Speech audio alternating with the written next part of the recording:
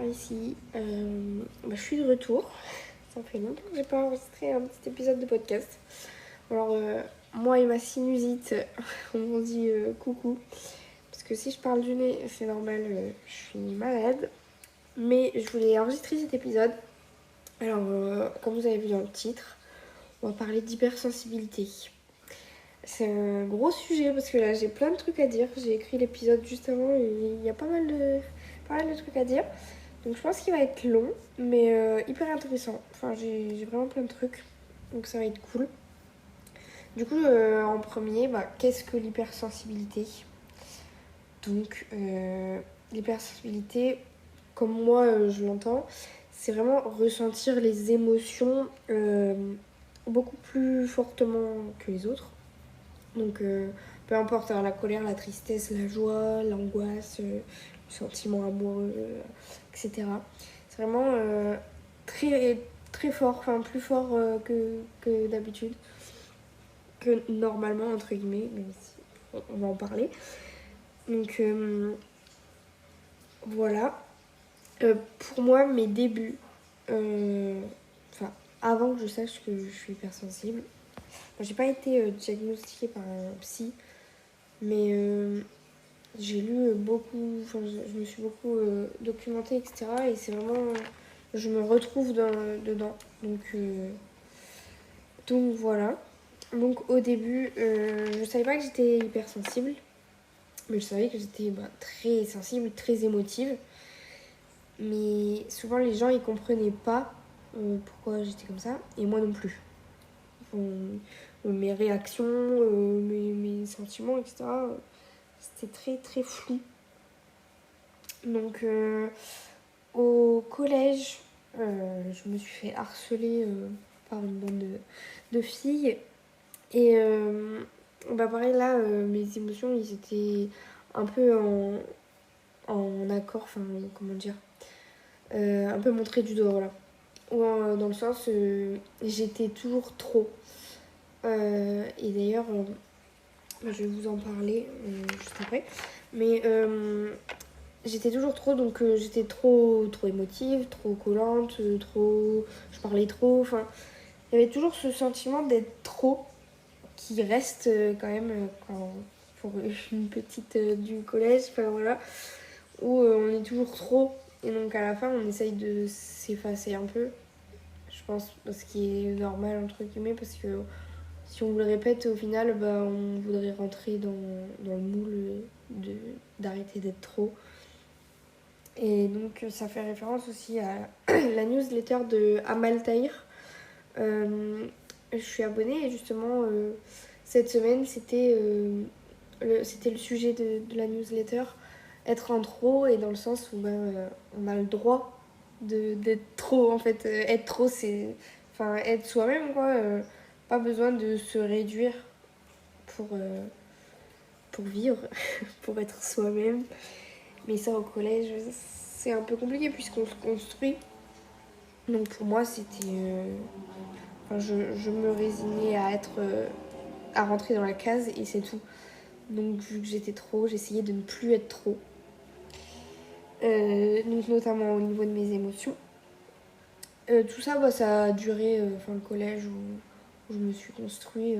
Je me posais pas trop de questions sur mes émotions, je savais que j'étais trop et voilà, j'essayais de me formater un peu.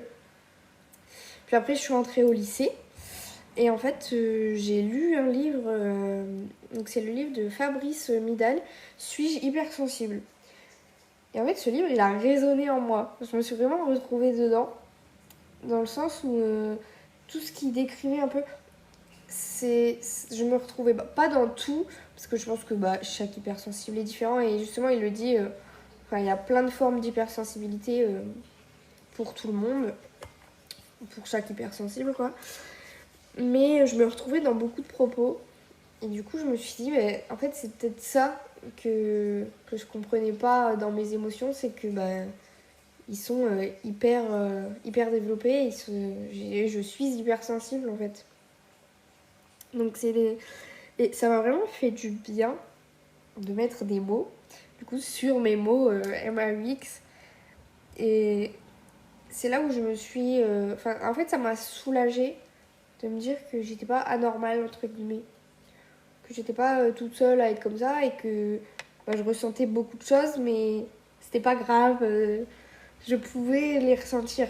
Donc c'était encore un peu flou dans ma tête, mais j'essayais. Enfin voilà, je regardais un peu de livres, etc. Alors après, autre situation qui m'a impactée, c'était un prof au lycée où en fait,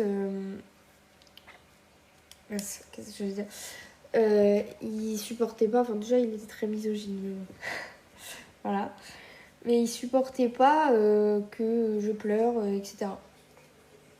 Et donc, sauf que moi j'étais comme ça, donc en fait il m'attaquait souvent.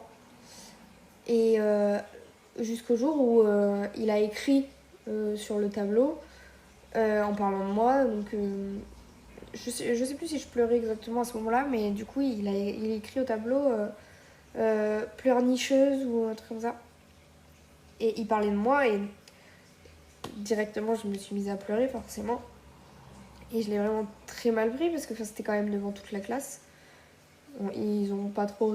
Personne n'a trop rigolé, hein, mais moi j'étais très énervée. Et je pleurais du coup. Et en fait, j'étais vraiment montrée du doigt comme pleurnicheuse un peu. Ça m'a vraiment blessée. Parce que, en plus d'un prof, je trouve ça quand même à Gurkul, c'est un peu aberrant. Hein. Parce que au collège, même au lycée, les gens entre eux, ils se piquent. Les adolescents, quoi, ils se piquent entre eux. Ce qui est déjà très impactant dans la vie des gens, mais en plus là c'est un prof, il est censé avoir une responsabilité de prof, et pour moi il l'a pas eu quoi. Enfin, ça a vraiment fait du mal et j'en ai parlé à mes parents, qui en ont parlé du coup à la direction, et en fait ils ont mis en place comme quoi je pouvais sortir de cours quand je voulais, etc. Mais bon, ça m'a pas vraiment aidé. Ce prof là, du coup je lui adressais plus vraiment la parole, hein, je l'aimais pas. Et ça, en fait, ça m'a vraiment fait du mal, justement, dans mes émotions, vu que j'étais dans la recherche de moi-même. Pourquoi je pleure autant et pourquoi les autres ne pleurent pas autant que moi. C'est vraiment mes questions. Bon, j'ai toujours pas de réponse si, puisque chacun est différent et je l'ai compris. Mais ça m'a vraiment fait du mal. Ensuite, il y a eu les gens au lycée. Alors, attendez, j'ai autre chose qui me vient en tête, mais les gens au lycée, en fait, il y a eu un accident, donc un de nos camarades est décédé. Moi, je le connaissais pas super bien, sauf que bon, j'ai la peur de la mort, etc. Et du coup, en fait, ça m'avait un peu mis une gifle de la vie, il y a aussi la mort dedans, etc. J'étais un peu perdue face à tout ça. Et vu que je ressentais énormément les choses, en fait, j'étais effondrée. Et peut-être plus, je le montrais peut-être plus que d'autres gens qui étaient peut-être plus proches, etc. Et du coup, les gens l'ont mal pris. Puisque, pourquoi tu pleures autant alors que tu le connaissais à peine, nanana. Moi, j'arrivais pas à l'expliquer. Pour moi, j'étais anéantie parce que c'était la mort en soi, en fait. Et je comprenais pas et j'arrivais pas... Je comprenais pas pourquoi les gens ils me disaient ça alors que moi je le ressentais comme ça. Moi j'étais au bout du bout. Et ce qui est, je pense, normal puisque c'est pas un truc anodin quoi. C'est quand même un décès, etc. Et même ici, la personne, je la connais pas forcément. Ça me touche énormément. Et même encore aujourd'hui, je vous en parlerai tout à l'heure parce que j'ai écrit mon petit épisode. Vu que j'ai beaucoup de trucs à dire pour rien oublier. Mais je comprenais pas pourquoi on me montrait du doigt de ce que je ressentais. C'était toujours trop, justement. On revient au trop. Donc je pensais que j'étais pas normale. Et dans ma famille, il y a mon grand-père et mon père qui sont quand même sensibles. Mais quand je les voyais, et encore aujourd'hui, mais je leur en ai pas vraiment parlé, donc je saurais pas trop vous dire. Mais j'ai l'impression que je suis encore plus sensible que eux. Que plutôt. Et donc j'arrivais pas trop à me référencer sur quelqu'un. Enfin, je me sentais vraiment toute seule là-dedans. Et toute seule à ressentir tout ça. Donc c'était un peu trop pour moi, pour mes petites épaules. Et du coup, je aussi, il y a ma sœur dans ma famille, du coup. En fait, elle est tout l'opposé de moi. Elle pleure rarement. Et à l'époque comme si c'était il y a 20 ans. Non, mais à l'époque, je pensais que vu qu'elle exprimait rien et que moi, j'exprimais beaucoup mes émotions, ou elle s'exprimait toute seule, mes émotions, je pensais qu'elle ressentait rien. Comme si, vraiment, aucune émotion, etc. Et j'en avais parlé à ma mère, mais pourquoi moi, je ressens plein de trucs et elle ressent rien. Et ma mère m'a dit, mais c'est pas parce qu'elle le montre pas qu'elle ressent rien. Et j'avais pas compris ça. Enfin, là, ça semble tout bête à dire, mais c'est vrai que je l'avais pas compris quand j'étais plus jeune. Que même si la personne, en fait, tout l'opposé de moi, si la personne le montre pas, c'est pas parce elle ressent pas les émotions. C'est juste que ces émotions sont moins que les miennes, mais en fait, chaque émotion est différente, du coup, ça doit être pour ça. Donc, voilà. Après, du coup, suite à un peu tout ça, je me suis un peu plus renfermée sur mes émotions. Parce que, on va parler d'une chose de où pleurer, c'est être faible. Il y a ce truc, c'est, comment dire, j'ai pas le mot, mais bon, il y a ce truc où, encore plus chez les mecs, je trouve, où pleurer, c'est être faible. Tu pleures, t'es un peu... t'es pas du tout...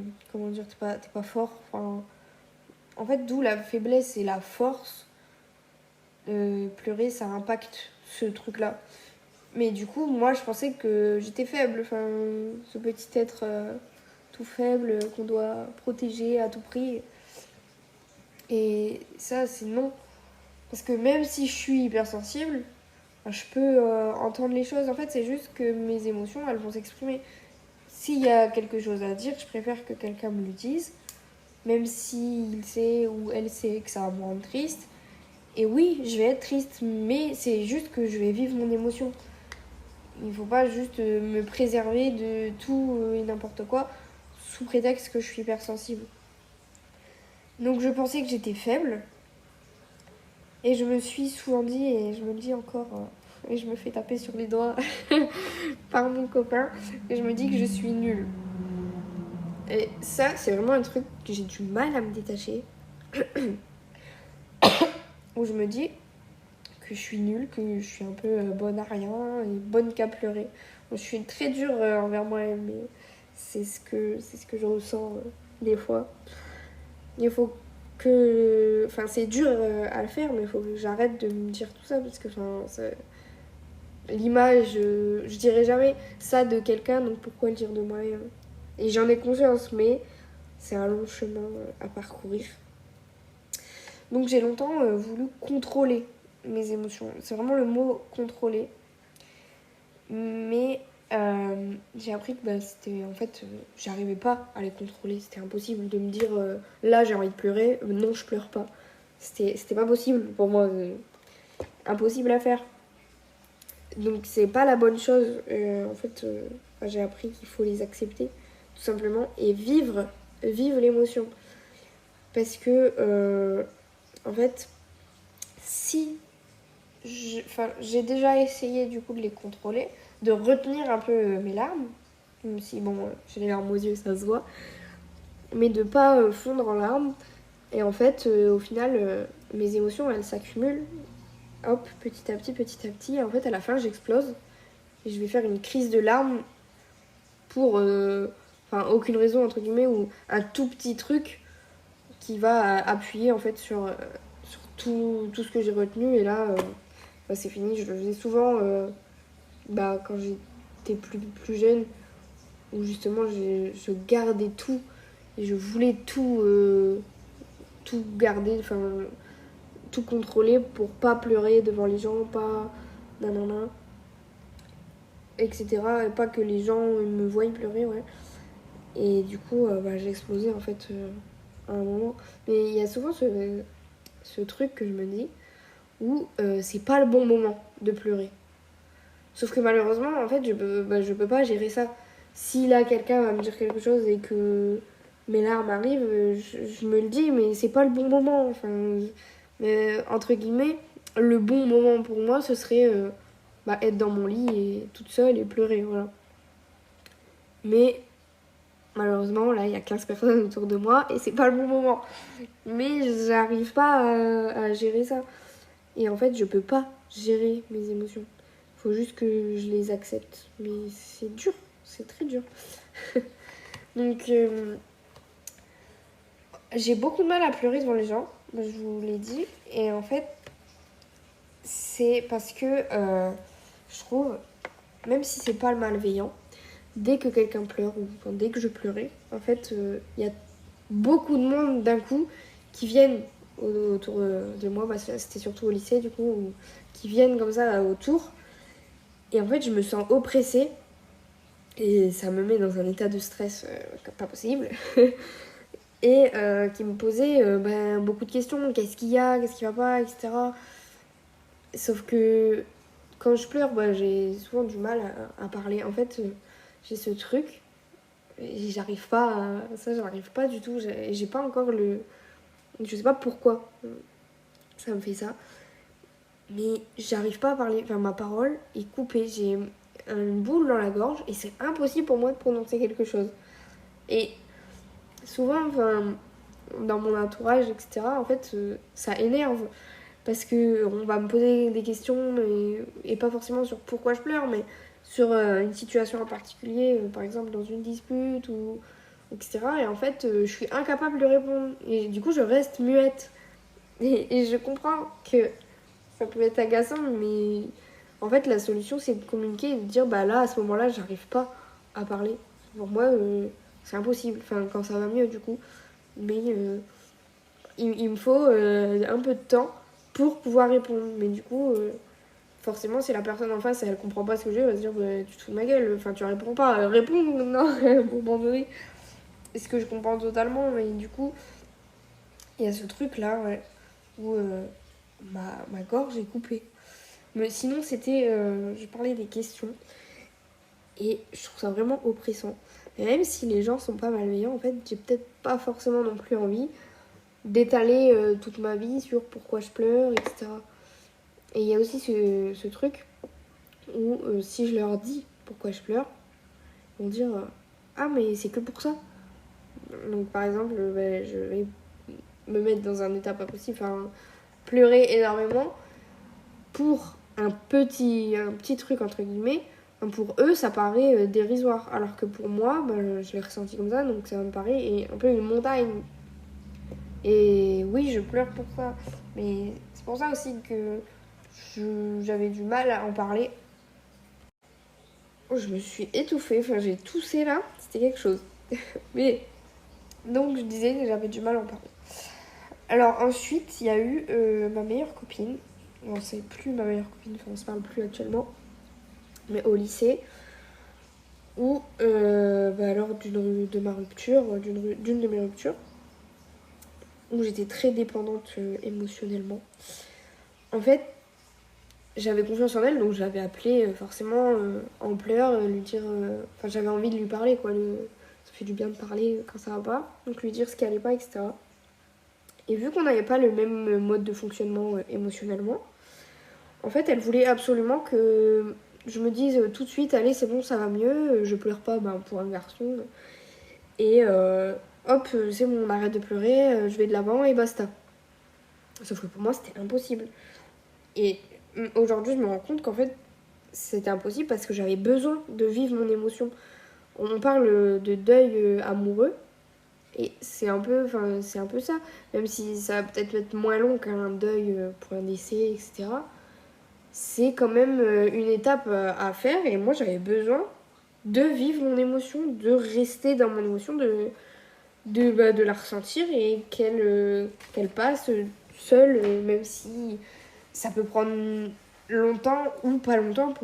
Enfin, ça dépend des gens en fait, et ça dépend aussi de la relation qu'il y a eu, et même amicalement. Bah, où là, avec cette fille, on n'est plus copines. Et quand j'y repense encore, bah, j'ai eu besoin de faire mon deuil amical parce que bah, c'était une relation aussi qui a compté pour moi. Et encore des fois, je me dis, ah, on était copines, c'était bien, mais bon, c'est terminé pour X ou Y raisons et je sais les raisons de chacun. Bref, on n'est pas là pour parler de ça, mais c'est pareil en fait de vivre l'émotion, peu importe le type de rupture, et même si dans la société aujourd'hui, on est triste à tant de pourcents pour un décès et à tant de pourcents pour une relation de couple. Maintenant, moi j'étais triste à 1000% pour une relation et peut-être 5000% pour autre chose qui peut paraître dérisoire pour quelqu'un d'autre, mais moi c'était ce que je ressentais. Et je repense aussi par exemple, j'adore les animaux et plus petite, je recueillais des fois des animaux un peu écorchés, un petit poussin. J'avais recueilli un chaton. Et d'ailleurs, trop bizarre, je vais vous raconter. En fait, je l'avais mis dans une petite cage et tout. Et mais genre, il était vraiment petit. Enfin, je sais pas combien d'âge, enfin quel âge il avait plutôt. Mais il était vraiment petit, genre peut-être quelques jours. Et du coup, je lui donnais du lait. Déjà, je sais pas si pour un chaton, faut donner du lait. Mais bon, j'étais petite. Mais du coup, c'était un peu évident qu'il allait pas survivre parce que je peux pas.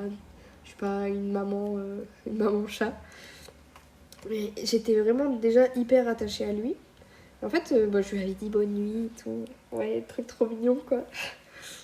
Je suis allée dans mon canapé et là, trop bizarre, mais j'ai ressenti un truc dans mon cœur. Et j'ai eu envie d'aller le voir. Et ça me donnait déjà envie de pleurer. Alors, et j'ai eu envie d'aller le voir, donc je suis allée le voir. Et en fait, bah, il venait de mourir, ce petit chaton. Et ça m'avait anéanti. Enfin, peut-être pour quelqu'un, ça paraît... Enfin, voilà. Pour quelqu'un, c'est peut-être juste un animal. Et voilà, c'était évident qu'il allait mourir. Donc bon, on passe à autre chose. Mais non, moi, j'étais anéantie. Je lui ai même écrit un petit mot. Et puis, je l'ai enterré. Parce que rien que ça me touche d'y repenser. Alors... mais du coup, ça montre bien que bah ouais, pour quelqu'un, ça peut être un petit truc. Mais pour moi, c'est comme ça. Mon émotion est forte. Et voilà. Je dis souvent que je ressens les émotions 1000 fois plus que les autres. Mais donc voilà. Donc, après, ma meilleure copine, en fait, puisqu'elle voulait pas comprendre mon émotion et que j'arrivais pas trop à lui expliquer, enfin, je lui ai pas dit non, moi je ressens ça comme ça. J'ai dit oui, j'ai raccroché. Et en fait, je me suis confiée à ma mère. Et là, c'était exactement ce que j'avais besoin, dans le sens où elle m'a juste écoutée. Et même si au final j'arrive pas à parler ou juste être là, ben, en câlin et je pleure et voilà. En fait, c'est ça qui fait du bien. Si vous savez pas, par exemple, si vous voulez aider quelqu'un qui pleure, pas forcément hypersensible même, mais il y a des gens comme ça qui savent pas vraiment réagir quand quelqu'un pleure, bah juste être là. Pas une plante verte, mais si vous connaissez bien la personne, bah lui faire un câlin. Et pas. Enfin, je déteste ces phrases toutes faites en mode un de perdu, 10 de retrouver, ou ça ira mieux après, ou enfin des trucs comme ça, genre c'est qu'une étape à passer, et puis après, hop, tu verras, dans 2 jours ça va mieux. Ouais, mais là ça va pas maintenant, donc j'ai pas envie de me dire dans 2 jours ça va mieux. Donc juste, ouais, être là, et puis bah, si parler, si la personne veut parler, ben écoutez-la. Même si vous savez pas à quoi répondre, et ben juste écoutez. Ça fait trop du bien, je peux vous le dire. Alors, avec mon hypersensibilité, je fais beaucoup de crises d'angoisse. Donc ça, au début, je comprenais pas ce qui m'arrivait. Donc c'est-à-dire qu'une crise d'angoisse, enfin pour ma part, je sens l'angoisse monter. En fait, je vais un peu hyperventiler et je vais plus réussir à respirer. Genre vraiment, ça sent que dans ma gorge, ça se resserre et j'ai plus de souffle. J'arrive plus à prendre mon souffle et là, je suis vraiment dans une crise d'angoisse à fond. Et j'en ai fait des grosses où je savais pas les gérer en fait. En plus d'avoir une crise d'angoisse, en fait, je panique. Genre, qu'est-ce qui m'arrive? Pardon, mais pourquoi j'arrive plus à respirer? Je vais peut-être mourir incessamment sous peu. Non, j'allais pas mourir. Mais réussir à les comprendre, déjà, c'est une grosse étape. Hein. Et à gérer, enfin, entre guillemets, gérer, parce que j'aime pas ce mot en mode dans le sens où il faut contrôler. Mais j'avoue que les crises d'angoisse, c'est un peu ça. En fait, où maintenant, j'arrive à savoir qu'à ce moment-là, bah, oh, ce que je ressens, ça va être une crise d'angoisse. Donc, je vais faire les choses nécessaires. Bah, je vais tout de suite essayer de respirer calmement, me poser plus calmement pour éviter de partir direct en crise d'angoisse parce que bon, c'est quand même un peu désagréable. Hein. C'est pas une partie de plaisir. Mais ce qui m'a aidé, c'est en fait, j'ai fait de l'hypnose pour une phobie. D'ailleurs, ça marche super bien. Enfin, j'ai encore la phobie, mais j'arrive mieux à la gérer. Donc, je vous conseille si jamais. Et mon hypnose, je pense que c'est ça qu'on appelle comme ça. En fait, elle m'a conseillé des fleurs de Bach. Alors, donc Bach, c'est B-A-C-H. En fait, c'est totalement naturel et c'est des fleurs un peu, des extraits de plantes pour apaiser le stress, etc. Donc, j'en ai 2 à prendre en fait quand j'en ai envie. Alors, le truc, c'est de ne pas tomber dans la dépendance, dans le sens où j'ai absolument besoin de ce produit-là pour aller mieux, pour pas faire de crise d'angoisse. Ça, non. De toute façon, après, c'est des fleurs, donc il n'y a pas de dépendance possible, etc. Mais psychologiquement, je pense que ça se peut que ça fasse ça, ou j'ai besoin de ce truc pour aller bien. Mais non, croyez-moi, vous pouvez aller bien par vous-même. Mais ça m'aide vraiment quand je sens que j'ai besoin de calmer les choses. Je crois que du coup, c'est celle qui s'appelle SOS ou Rescue, il me semble. Donc c'est apprendre quand je sens que je vais faire une crise d'angoisse ou quand je suis en pleine crise d'angoisse. Des fois, je les ai pas et puis c'est pas grave. Après, si je les ai et que j'y pense, je les prends. Ça calme quand même, pas direct parce que c'est doux, mais je sens que ça me détend un peu plus. Donc je vous conseille si jamais. Après, je sais qu'il y a le CBD aussi. Bon, j'ai pas testé, mais à tester, pourquoi pas. Alors ensuite, dans mon petit cheminement émotionnel, il y a eu, après le lycée, après mon bac, etc., où je suis allée en BTS, et je suis toujours. Au début, j'avais une copine, entre guillemets, on va dire ça, parce que c'est plus ma copine, qui m'a dit quand je pleurais, donc je faisais quand même un peu une crise de larmes, mais je pleurais, donc enfin voilà. Et en fait, elle m'a dit arrête de pleurer, sois forte. Un peu comme toujours ce que les gens me disaient. Mais en fait, là, et c'est la première fois que j'ai osé répondre. Et j'étais super fière de moi. Parce que je lui ai dit, mais c'est pas parce que je pleure que je suis faible. Je pleure, voilà, je me suis arrêtée là. Mais là, j'explique en mode, je pleure, mais. Et alors, en fait, laisse-moi pleurer. Je suis pas faible, ce petit être, comme j'ai dit tout à l'heure, où du coup, pleurer égale faiblesse, quoi. Non, là, faut arrêter. Maintenant, je vous le dis, si vous pensez comme ça, on arrête tout de suite. Mais du coup, cette hypersensibilité, c'était un peu dur dans mes relations de couple. Enfin, ou dans mes relations aussi amicales, mais un peu moins, puisque je me dévoile moins émotionnellement. Enfin, ça dépend selon les personnes, du coup. Et c'était un peu dur à gérer parce que, en fait, l'autre personne est vite dépassée. Donc, ils comprennent pas. les gens. Donc dans mes relations aussi. Et vu que moi, je savais pas, je comprenais pas trop et je savais pas l'expliquer, moi c'était hyper compliqué. Donc maintenant que je sais mieux me comprendre, bah, je sais mieux en parler en fait. Et c'est beaucoup plus facile. Parce que bah, actuellement, du coup, je suis avec mon copain. Et j'ai su lui expliquer que bah, des fois, je fais des crises d'angoisse. Et bah, lui, déjà, il me juge pas du tout. Donc ça, c'est hyper important. Si vous voyez que la personne en face, elle vous juge, je pense honnêtement que c'est pas la bonne personne. Que ce soit votre copine, bah, ou c'est plus ma copine qui m'avait dit allez, c'est bon, on passe à autre chose. Ou une relation de couple, la personne, si elle vous juge, c'est non. Donc, je lui ai dit que ben, quand je fais une crise d'angoisse, c'est un peu le nom de code, mais je dis crise d'angoisse et il va me rassurer. En fait, il va pas me dire mille et une phrases, il va me juste dire allez, on respire, calme et ça va aller. Et je sais que là-dessus, je peux compter sur lui et à tout moment, bah, s'il est dispo, je peux l'appeler, etc. et lui dire là, je suis en crise d'angoisse, ça va pas. Et il va être là pour moi. Après, j'ai ce truc aussi où je veux pas non plus dépendre de quelqu'un.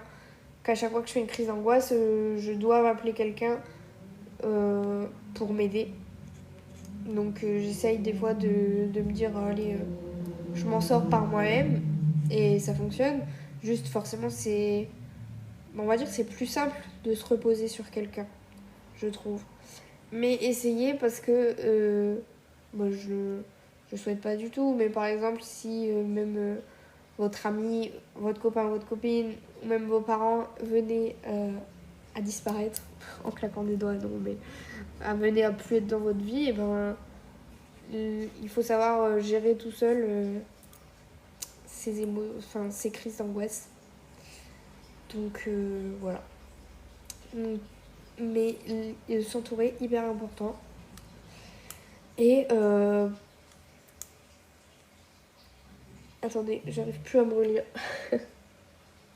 Oui, petite anecdote, entre guillemets, parce que c'est pas super drôle. Mais une fois, la pire crise d'angoisse de ma vie. En fait, j'ai tellement stressé et angoissée que j'ai fait donc une crise d'angoisse. Et j'ai tellement eu la respiration coupée et que je respirais, comment on dit, en tout petit, enfin, genre, voilà. En fait, que j'avais plus assez d'oxygène et ma tête, elle commençait à tourner, enfin, j'allais un peu faire un malaise. Donc là, je me suis dit, wow, wow, wow, on va se calmer tout de suite. Je sais que j'avais vu dans une vidéo, je sais plus de qui. Au pire, je vous le mettrai en description, parce que je sais plus. Mais où la personne, elle disait que quand elle faisait une crise d'angoisse, le truc radical, c'était d'aller sous l'eau froide. Alors, j'ai jamais essayé. Ça doit être pas fou. Mais peut-être que ça fonctionne de se remettre un peu les idées en place, peut-être. À tester, je sais pas trop. Pour l'instant, ça me donne pas trop envie. Mais au cas où. Alors, du coup, en parlant de ma meilleure amie, on n'est plus amis suite à X raisons. Bah maintenant, j'ai trouvé des copines qui savent que je suis hypersensible. Et en fait, qui m'aiment comme ça, et mon copain aussi, je l'ai dit j'allais dire plus haut, mais enfin tout à l'heure, où ils savent que je suis comme ça. Et comme je vous l'ai dit, de pas juger en fait. Et même s'ils savent pas forcément quoi me dire, et ben ils sont pas là à me dire oh mais tu pleures pour ça, oh t'es faible, etc. Non. Mais je pense que ça passe par beaucoup de communication, hein, honnêtement. De savoir expliquer, de savoir dire bah voilà, moi je ressens les choses plus fort. Donc peut-être que je vais réagir peut-être selon ton ressenti un peu comment on dit, pas extravagant mais un peu surréagir voilà à des situations, mais c'est comme ça que je ressens. Donc voilà. Et si la personne est réceptive, bah, tant mieux, c'est que c'est sur le bon chemin.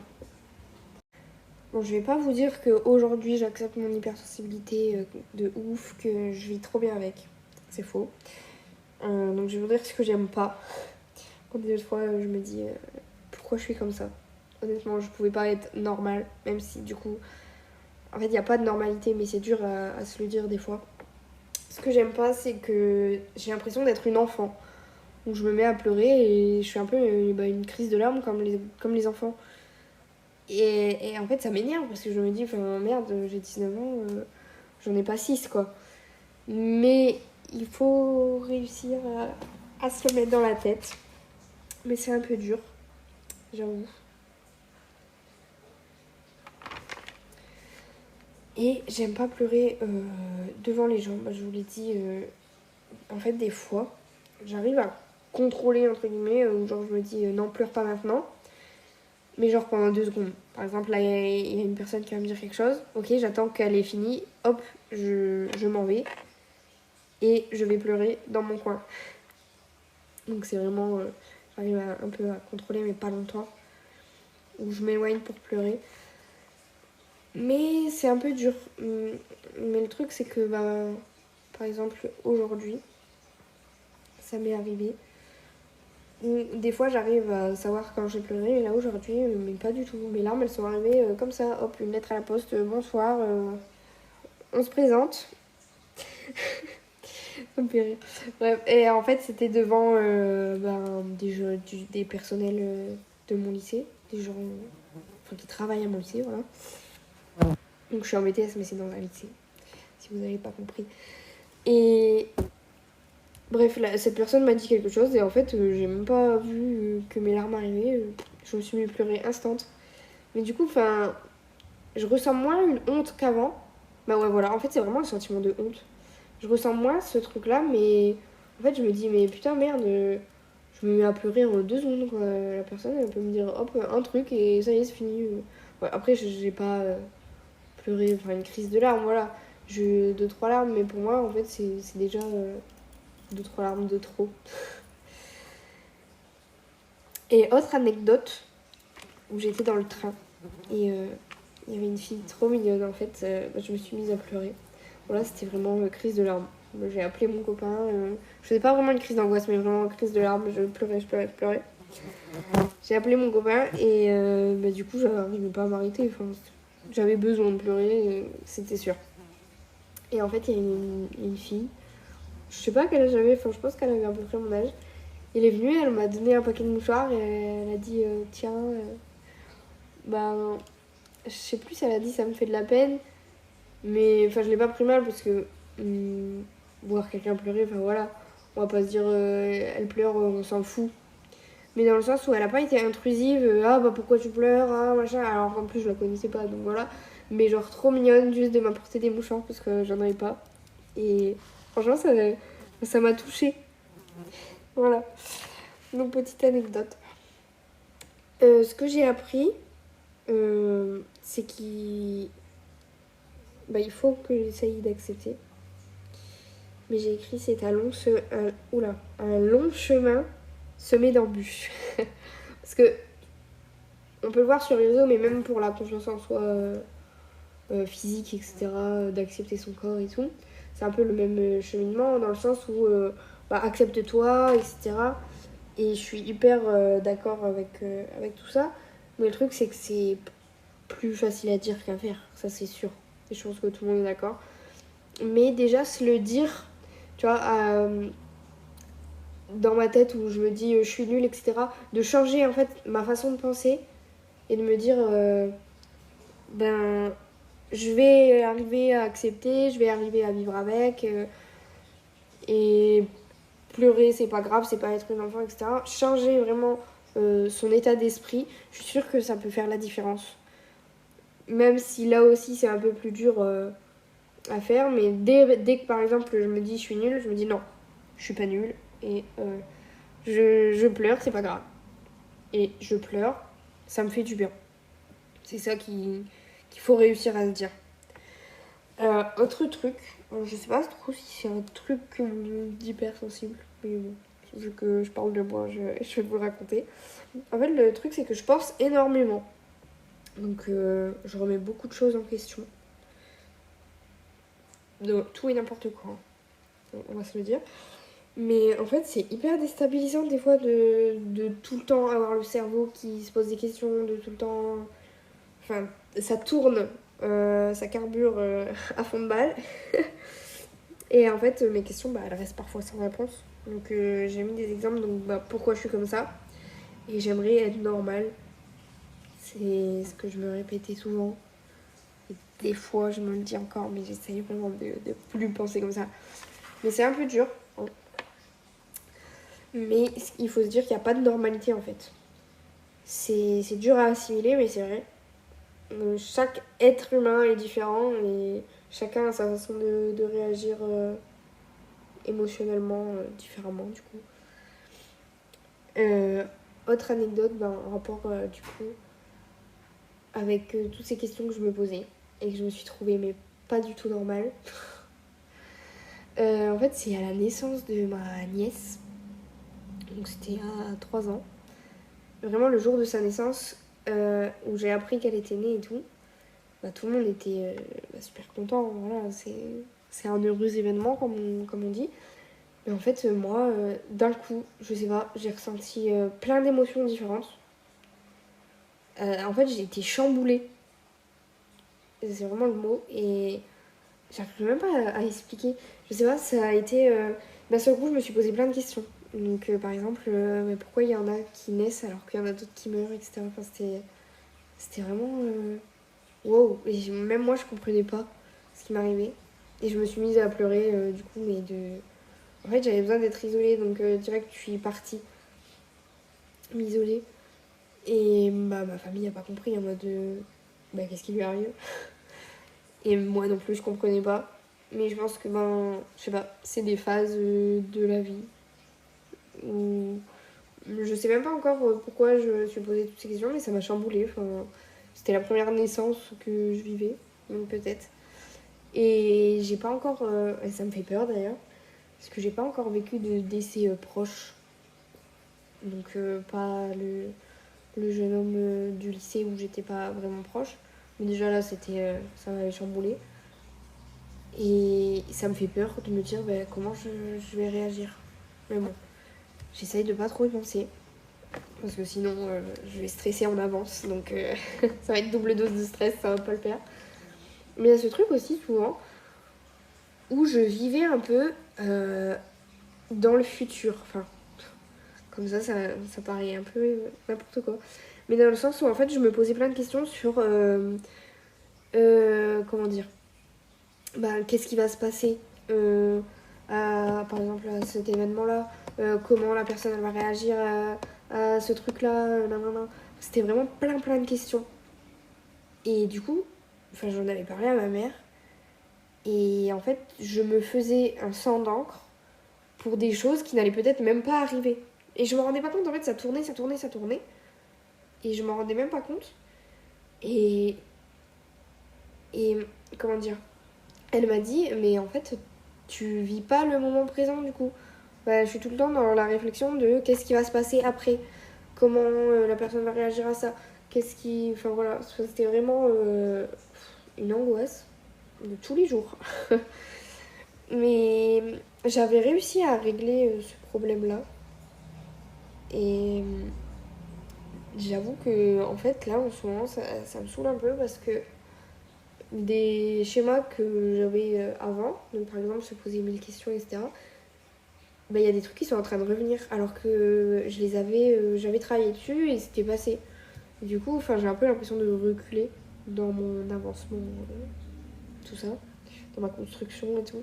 Je sais pas trop quel mot dire, mais je sais pas si vous comprenez ce que je veux dire. Mais du coup, ouais, ça me saoule parce que, par exemple, j'avais super peur du jugement avant. Donc, qu'est-ce que les gens ils vont penser de moi? Je suis quand même un peu extravertie, etc. Et du coup, justement, j'étais trop. Donc, je me suis freinée et tout. Et en fait, maintenant, j'ai appris à m'accepter. Je suis moi-même, quoi. Et là, des fois, j'ai un peu ce truc en mode ah ouais, mais qu'est-ce qu'ils vont penser et tout. Et je sais pas pourquoi ça revient, pourquoi cette peur du jugement revient comme ça, toquer à ma porte un beau matin. Je suis pas trop d'accord avec ça, mais bon, je pense que c'est une phase. Enfin, je me dis non, allez, j'ai déjà réussi à passer au-dessus, donc je- j'essaye pareil, de pas m'attarder dessus. Mais j'avoue que c'est compliqué là. Pourquoi des trucs reviennent comme ça du jour au lendemain? Je sais pas trop. Mais voilà. Des fois, je pense que c'est aussi normal enfin, qu'il y ait un schéma qui revienne. Mais de se dire, de pas le laisser revenir. Dans le sens, ouais, voilà. Bon, sinon, au niveau de mes outils, un peu ma boîte à outils qui m'aide, je vais dire qui m'a aidé, mais qui m'aide encore, c'est écrire. Alors déjà, j'ai un carnet d'écriture que j'emporte partout avec moi. Et en fait, dès que je ressens le besoin, j'écris. Un peu comme un journal intime, mais où je raconte vraiment mes émotions à l'état pur. Et là, je sais que personne ne va le lire et du coup, je peux pas être jugée. Si j'ai envie, par exemple, d'insulter quelqu'un, et je l'écris dans mon carnet. Et voilà, cette personne ne le saura pas. Et voilà, ce sera. En fait, c'est entre mon carnet et moi. Mais j'écris. À un moment, récemment, là, je me suis arrêtée d'écrire, sans vraiment y faire attention. Mais. Et après, quand j'ai repris, j'aimais vraiment. Des fois, j'écris, mais 5 pages comme ça. Et je me dis, mais oula, j'avais beaucoup de trucs à dire. Mais en fait, une fois que les mots sont posés sur le papier, j'ai l'impression, hop, je peux passer à autre chose. Mon émotion, c'est bon. C'est sorti de mon cœur, etc. Et du coup, hop, c'est parti. Et c'est marrant que je dis c'est sorti de mon cœur.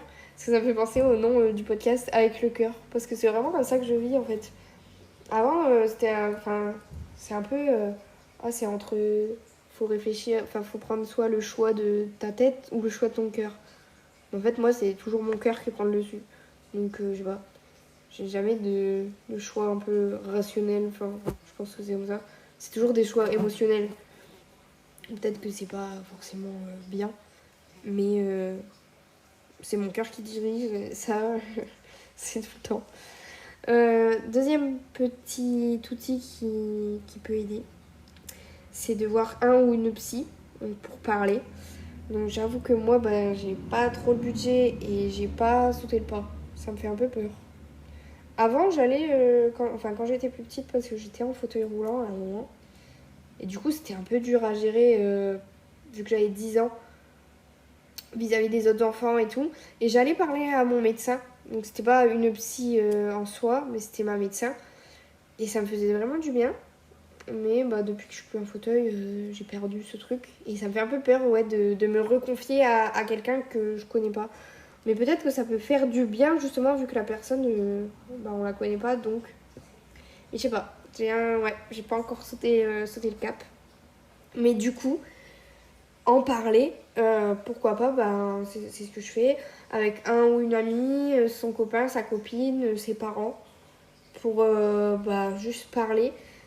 Et la communication dans toute relation amicale, de couple, parentale, etc. Je pense que c'est hyper important. Des fois, ça peut être compliqué, mais d'essayer de comprendre l'autre et de se comprendre aussi, c'est hyper important. Parce que justement, un truc que j'ai réalisé, j'ai l'impression que je réalise des trucs comme ça, mais ça me revient en tête, où mes émotions, peut-être que moi, je ressens genre les choses comme ça, mais de savoir écouter les émotions des autres. En fait, je me rendais compte que j'écoutais pas forcément. Je voulais que les autres écoutent les miennes et comprennent les miennes, mon fonctionnement. Sauf que moi, j'y faisais pas vraiment attention à celle des autres. Surtout dans une relation de couple où on est deux. Et en fait, vu que moi j'exprime énormément mes émotions, si la personne n'exprime pas forcément ses émotions, j'avais l'impression que tout allait bien quoi. Et du coup, d'apprendre ça, de savoir questionner l'autre, t'es sûr que là ça va, écouter l'autre en fait. Donc de pas voir à ce moment-là la personne elle me dit quelque chose et savoir l'écouter en fait, où je vous dis mais non, c'est rien. Si, en fait, là, la personne elle est en train de me dire quelque chose, voilà. Et ça peut être dans toute relation.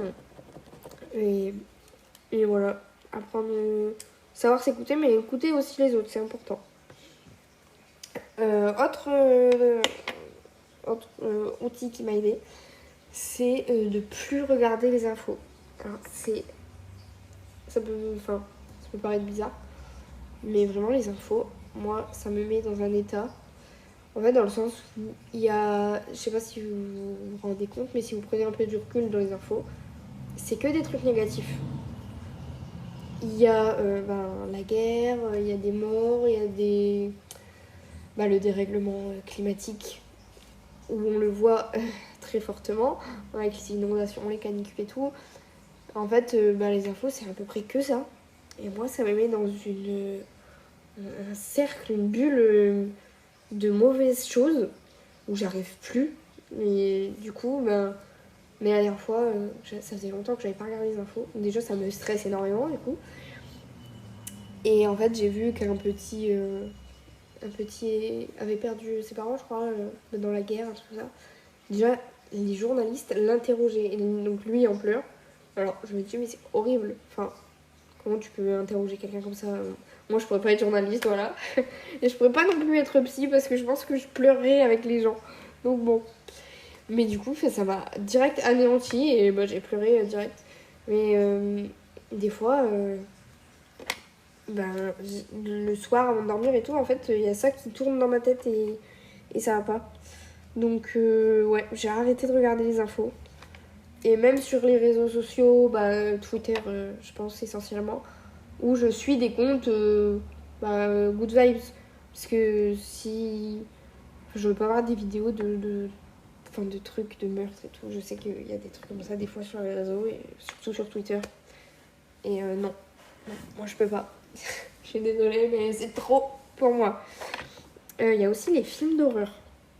Alors ça va un peu avec un truc où je pense que c'est dans mon hypersensibilité où en fait je sursaute pour pas grand chose. Un bruit un peu trop fort, des fois, ça me fait rire. C'est que j'ai mis un pain dans le grille-pain. J'attends du coup qu'il soit prêt. Je sais qu'il va être prêt, mais quand le pain il saute, ça me fait peur. Mais j'y peux absolument rien. Enfin, la dernière fois, mon copain il a voulu me faire une blague, vous voyez, genre bouh, hop. J'ai tellement eu peur que j'ai fait une crise d'angoisse directe. Et vraiment, je sais pas, je sursaute pour pas grand chose. Alors, du coup, les films d'horreur avec des screams, je crois que ça s'appelle, où genre il n'y a pas de bruit d'un coup, puis d'un seul coup il y a un truc qui apparaît et tout, c'est une angoisse. Et les films d'horreur en général, avec ce truc angoissant et tout, c'est là où je me dis que je suis un peu un enfant. Mais du coup, après, j'arrive pas à être dans le noir. Il y a ce truc, et ça m'énerve parce que je me dis, c'est comme les gosses qui ont peur du noir, quoi. Mais ouais, c'est vrai que j'y peux rien. Et en fait, c'est des phases où je me dis, mais il y a ce film qui m'intéresse et tout. Par exemple, il y a la série Dahmer sur Netflix en ce moment. J'ai commencé à la regarder. Et depuis, j'arrive plus à dormir dans le noir. Donc voilà. Et du coup, je mets mes LED. Et vraiment, n'ayons pas honte de le dire que ouais. Mais c'est vraiment des phases où j'ai besoin d'avoir une lumière. Déjà, j'ai mon doudou, mais ça, c'est à la vie et à la mort. Donc voilà. Mais j'ai besoin d'avoir une lumière pour. Quand je ferme les yeux, en fait, je m'imagine tout et n'importe quoi. Et hop, si je rouvre les yeux et que c'est dans le noir, en fait, j'ai l'impression que c'est réel. Donc là, j'ai besoin d'ouvrir les yeux et non, c'est bon, c'est que ma chambre. Et d'ailleurs, ma chambre, c'est vraiment, pour moi, l'endroit un peu, mon cocon, où je me sens vraiment bien. Et j'ai mis, je vous montrerai au pire sur Insta ou quoi, mais j'ai mis des affiches avec des petites phrases inspirantes et tout, genre good vibes et tout. Parce que vraiment, c'est mon endroit où je me sens bien. C'est ma safe place, comme on dit. Sinon, pour revenir sur les films d'horreur, ouais, j'arrête d'en regarder. Et des fois même, avec la série Dahmer, où je me suis dit, ah ouais, mais ça m'intéresse. Et au final, non, j'ai pas pu la finir parce que trop stressant. Même s'il n'y a pas de truc où il n'y a pas de bruit et d'un coup, il y a un truc qui apparaît et tout, c'est l'atmosphère qui est angoissante. Mais pareil, je repense à des trucs, genre Merde, comment ça s'appelle, les châteaux hantés et tout, dans les parcs d'attractions. Impossible pour moi. Mais vraiment, je peux faire une crise d'angoisse instantanément. Et c'est pas drôle, enfin, voilà. Donc ça va, là-dessus je connais mes limites, enfin, même si là j'ai un peu retesté mes limites, mais du coup non. Et je sais que, enfin, avant, j'avais aussi un peu honte de dire, bah non, on va pas voir un film d'horreur parce que mes amis, au collège, hein, ça remonte, ils voulaient aller au cinéma voir un film d'horreur. Et au final, j'ai craqué, j'y suis allée avec eux, mais j'osais pas leur dire que moi après j'arrive plus à dormir, quoi. Donc non, là, j'ose le dire, non, pas de film d'horreur, je peux pas. C'est vraiment, je pense, le meilleur moyen pour me préserver, de pas regarder de films d'horreur. Voilà. Et pas regarder des infos, si c'est pas des films d'horreur, c'est pareil. Autre outil qui m'a aidé, c'est de faire des to-do list, donc des listes de choses à faire. Alors, pas dans le sens où je me mets la pression. Je sais qu'il y a des gens comme ça qui mettent en fait par heure un peu ce qu'ils ont à faire. Alors moi, là, ça me stresse encore plus que, que ça ne devrait. Parce que je me dis, bah, si je l'ai pas fait dans cette heure-là, ça va tout décaler, etc. Je mets vraiment dans la journée, bah, il y a en fait les choses qu'il faut que je pense. Donc envoyer un mail, etc. Ben, comme ça, j'y pense. Mais pas dans le sens où me stresser. Enfin, voilà, si je l'ai pas, si c'est un truc pas important, bon bah, je le remets à demain et puis voilà. Mais ça m'aide beaucoup parce que sinon, dans ma tête, ça tourne en boucle. Ah, il faut que je fasse ça, ah, il faut que je fasse ça. Et je me dis après, je vais les oublier. Et du coup, j'ai vraiment besoin de les noter. Alors moi, je fais pas par téléphone. Je sais pas pourquoi, j'aime pas trop calendrier et tout sur téléphone. Je préfère, parce que sinon, après, ça fait trop de notifications. Genre, c'est pareil. Enfin, je vous dirai après du coup, mais sinon je vais m'éparpiller. Mais je note dans mon agenda, c'est un My Agenda ou My 365, mais sur Instagram c'est My Agenda. En fait, ils sont fabriqués en France, à Rennes, avec du papier éco-responsable. Et ce que j'adore dedans, c'est qu'il y a un tracker, donc genre un tracker d'habitude. Je remplis des cases, donc par exemple, ben, je dois prendre un médicament, je dois faire mon sport, par exemple, donc j'ai écrit sport, yoga, etc. Et pour voir à peu près suivre mes habitudes. Bon bah là mon yoga je l'ai fait une fois par semaine, etc. Et pareil dedans en fait chaque mois je peux me mettre des objectifs. Et ça j'adore parce que bah c'est un peu les bonnes résolutions qu'on prend en début d'année et tout, on en met beaucoup trop. Et là en fait je me mets un petit truc dans le mois. Donc je crois que le mois dernier c'était va faire une fois par semaine du yoga. Et là, j'arrive à le tenir et puis bah, je mets mon tracker. Bon, bah, hop, mon yoga, je l'ai fait là, et je le vois si j'ai tenu mon objectif et si je peux continuer à le faire. Pareil, c'était lire un livre une fois par mois, etc. Et je trouve ça trop cool. Donc, je vous mettrai en barre d'infos aussi les agendas. Et ce qui m'a aidé, la musique. Bon, j'adore écouter la musique, donc ça peut être un truc qui aide. Le yoga et la méditation. Alors, le yoga, j'avais déjà essayé, je crois, à un moment, et j'avais pas trop aimé. Mais maintenant, j'adore. En fait, la vidéo a été supprimée, alors j'ai un peu le seum, mais c'était une vidéo de Safia Ayad, mais qui datait, ouais, il y a bien 3-4 ans, peut-être même plus. Et j'adorais cette vidéo parce que j'aime pas trop le yoga intensif, genre où on fait trop de trucs. Moi, j'aime bien être posée. Mais par contre, j'adore ces séances de méditation. Je les écoute sur Apple Podcast. Et j'adore l'écouter. Ça me met vraiment genre 10 minutes de méditation. Et j'ai l'impression d'être dans un autre monde. Enfin, trop bizarre, mais ça me détend trop bien. Après, il y a un truc. Je sais pas si c'est un truc d'hypersensible, honnêtement.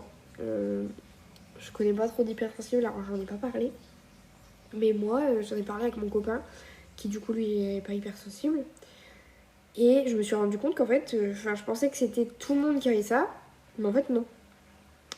Dans le sens où, en fait, comment expliquer ? Quand j'ai trop de sentiments mentalement et tout, en fait, je le ressens physiquement.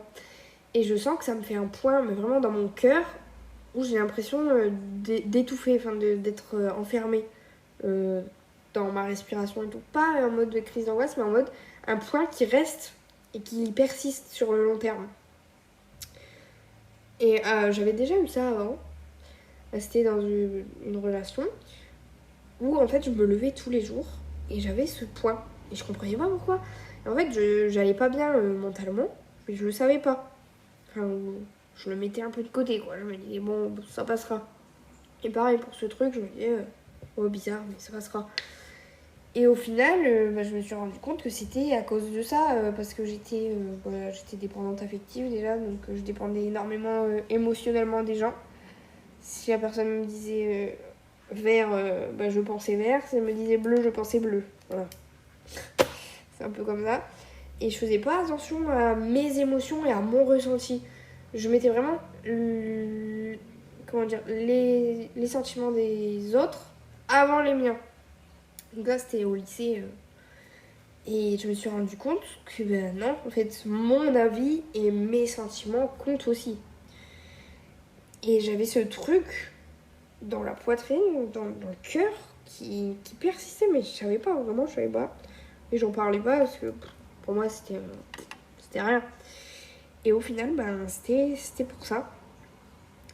Ça m'a... Enfin, ça s'est débloqué vraiment quand j'ai arrêté la relation et que j'ai fait passer mes émotions avant celles des autres. Mais ça me l'a refait récemment. Et j'ai laissé de côté, honnêtement. Alors que bon, j'avais quand même déjà eu, j'ai pas appris de mes erreurs. Je l'ai laissé de côté, je me suis dit ça passera.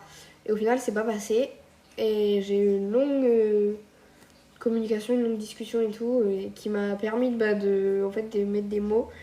Et à la fin, on a quand même parlé hyper longtemps, genre 3 heures, ça m'a débloqué ce point que j'avais. Genre vraiment, enfin, je trouve ça ouf que le pouvoir des mots et des émotions peuvent avoir sur le physique. Mais du coup, ouais, je me sentais étouffée, étriquée, et après, j'avais parlé, j'avais pleuré aussi, mais libérée, genre, libérée, délivrée. On n'aime pas cette chanson. Et donc, ouais, la leçon que j'ai appris récemment, du coup, c'est de pas laisser de côté ce ressenti que j'ai, parce que mon corps m'envoie vraiment un signal en mode ça va pas là, il y a un truc qui cloche. Même si au premier abord, je me disais, il n'y a rien qui cloche, donc voilà. En fait, si. Et c'est vraiment après parler, et je débloque le truc. Donc c'est peut-être pour ça qu'un ou une psy, ça me fait du bien.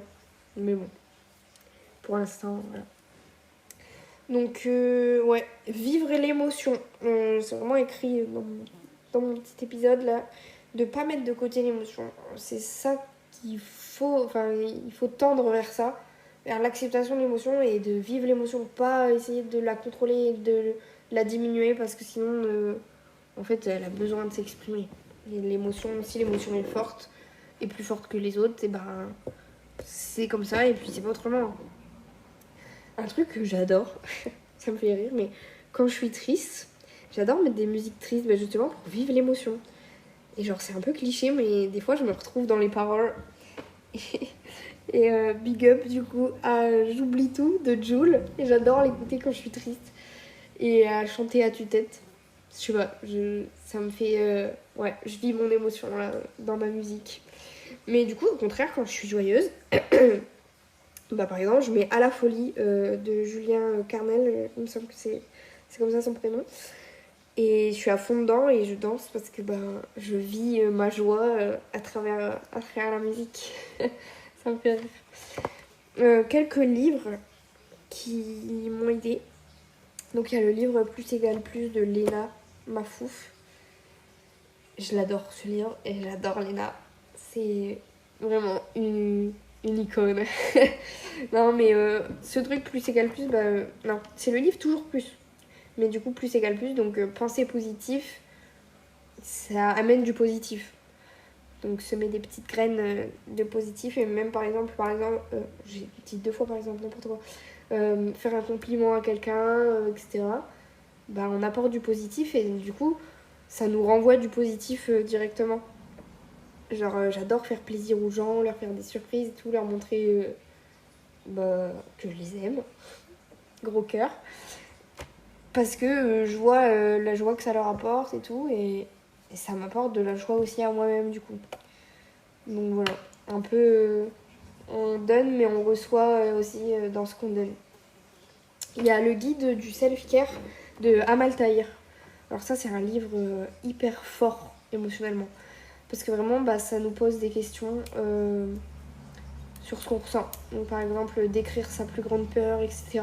Et on peut vraiment, ce que j'adore, c'est écrire dans le livre, où il y a une question et on peut y répondre directement dedans. Et ça fait réfléchir intensément. Mais ça fait du bien, je trouve, à pas cacher ses émotions, en fait, et aller justement chercher son émotion au plus profond. Donc il est hyper intense émotionnellement, mais je l'adore.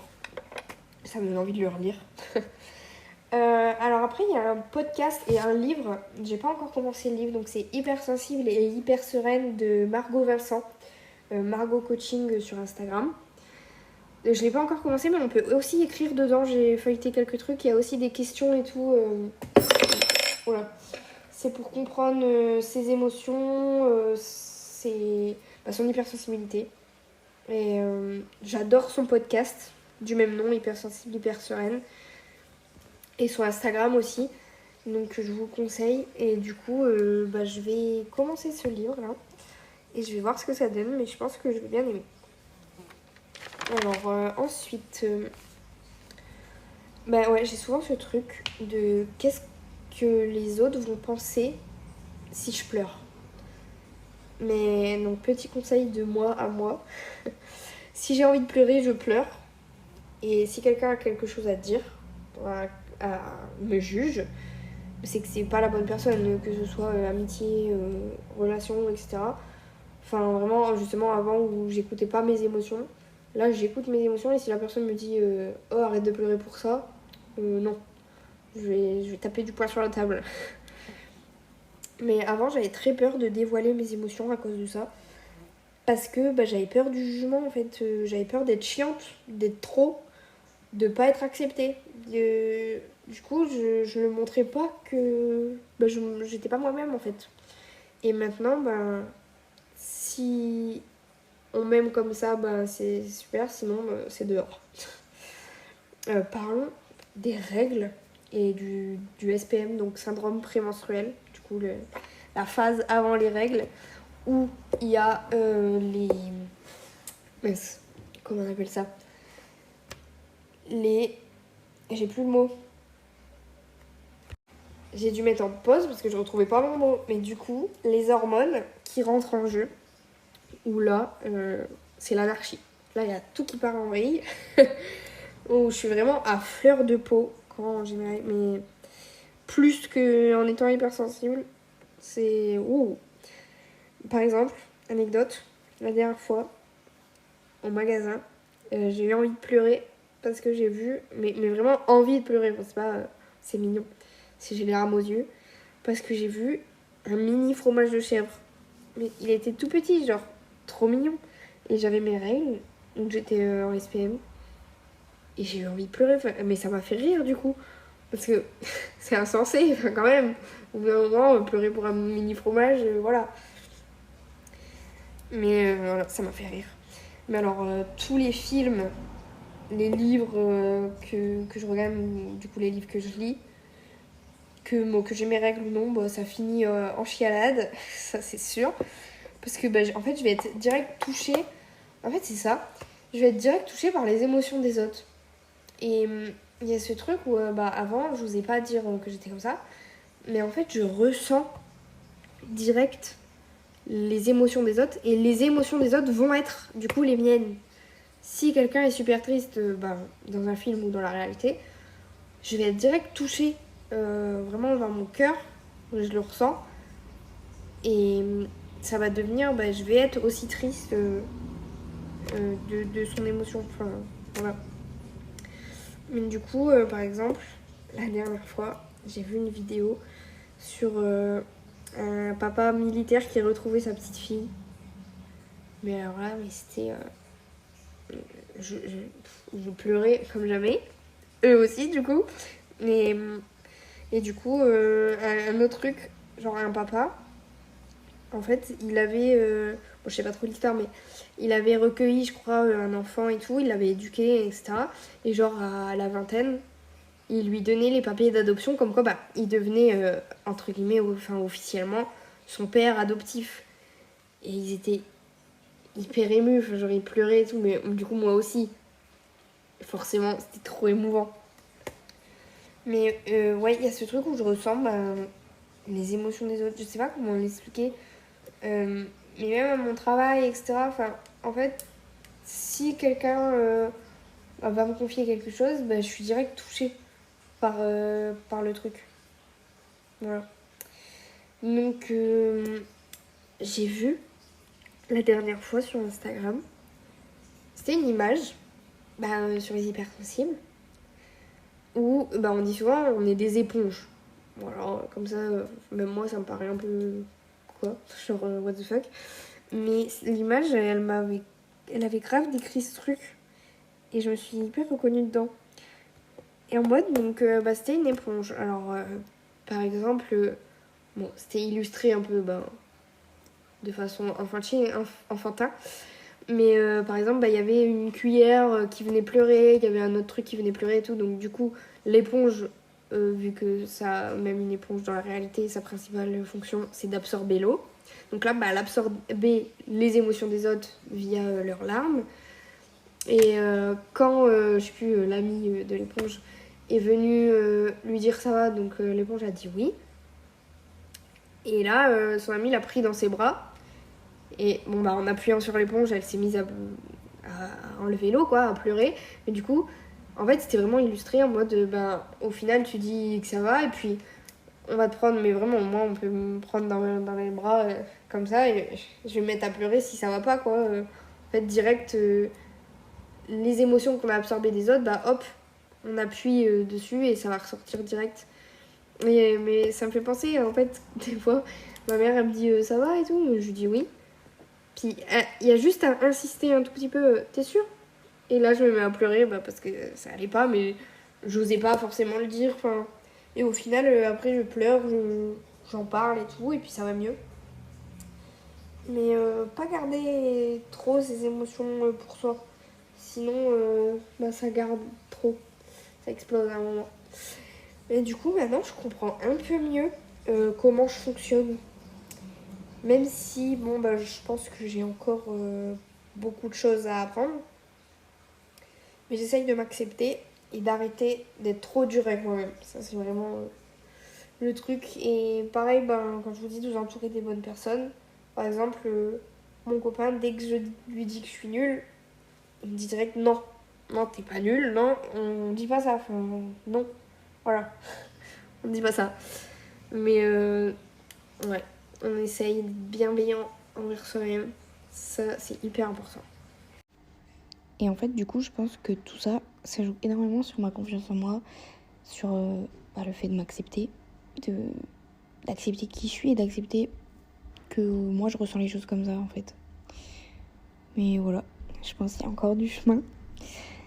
Mais je suis sur la bonne voie et peut-être que vous êtes reconnus dans tout ce que j'ai dit. J'aimerais bien avoir vos témoignages sur mon Instagram si vous voulez m'envoyer un petit DM pour savoir ce que vous en avez pensé.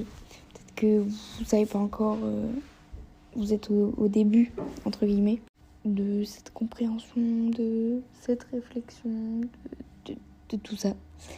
Mais peut-être que ça vous aura aidé, donc j'aimerais bien avoir votre avis. Merci beaucoup d'avoir écouté cet épisode, même s'il a été un peu long. J'espère qu'il vous aura plu et on se dit à bientôt dans un prochain épisode. Bisous!